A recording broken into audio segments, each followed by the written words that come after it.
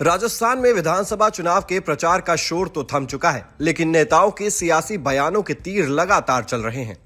ताजा बयान राजस्थान की पूर्व मुख्यमंत्री वसुंधरा राजे का आया है। वसुंधरा ने कहा है कि राजस्थान में कांग्रेस की सरकार ने पिछले 5 सालों में कोई काम नहीं किया। सीएम अशोक गहलोत ने सिर्फ घोषणाएं की हैं।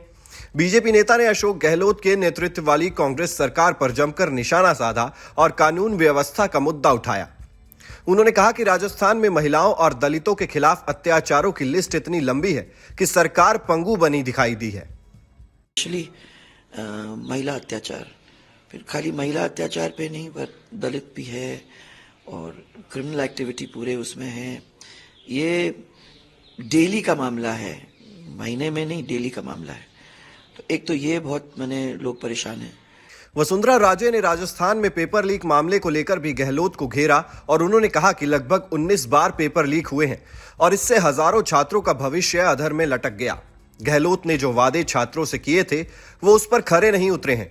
उन्हें छात्रों को भरोसे में लेने का कोई अधिकार नहीं है। दूसरा बेरोजगारी वाला जो वायदा उनने किया था, अभी भी इसमें कुछ नहीं हुआ है। इसलिए कुछ भी नहीं हुआ है बिकॉज कोई रीट की परीक्षा में बैठ ही नहीं पा रहा है।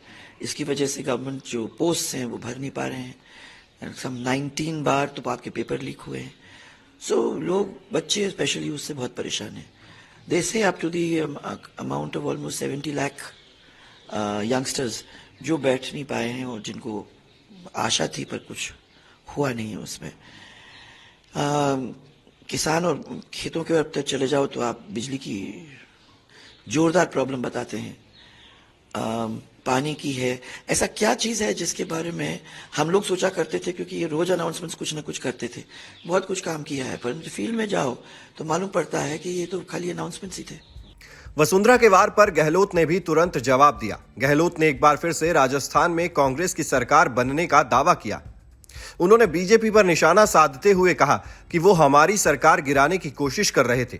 एक चुनी हुई सरकार को गिराना पाप है, जनता इसका बदला लेगी। केरला के अंदर बदला 70 साल के बाद में, सिर्फ कोविड में अच्छा काम किया उसके लिए बदला है। जब केरला बदल सकता है 70 साल के बाद में, तो राजस्थान में 30 साल चल रहा है।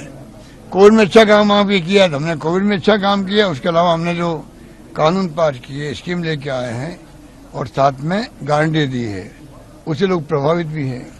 फिर मैं कहूंगा, गवर्नमेंट चुनी गवर्नमेंट गिराना पाप है। मध्य प्रदेश, कर्नाटक, महाराष्ट्र में हाउस ट्रेडिंग के 30-35 करोड़ रुपए देकर किया गया।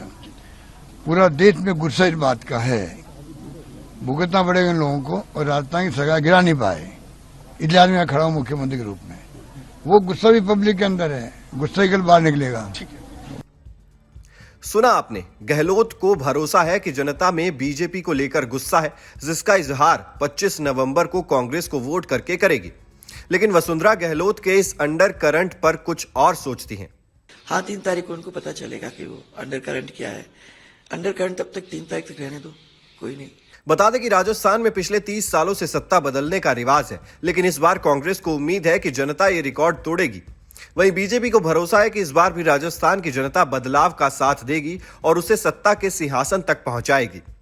इस बार 25 नवंबर को राज्य की 200 में से 199 सीटों पर चुनाव होने हैं। एक सीट पर प्रत्याशी के निधन के चलते चुनाव फिलहाल स्थगित कर दिया गया है। Team news nation.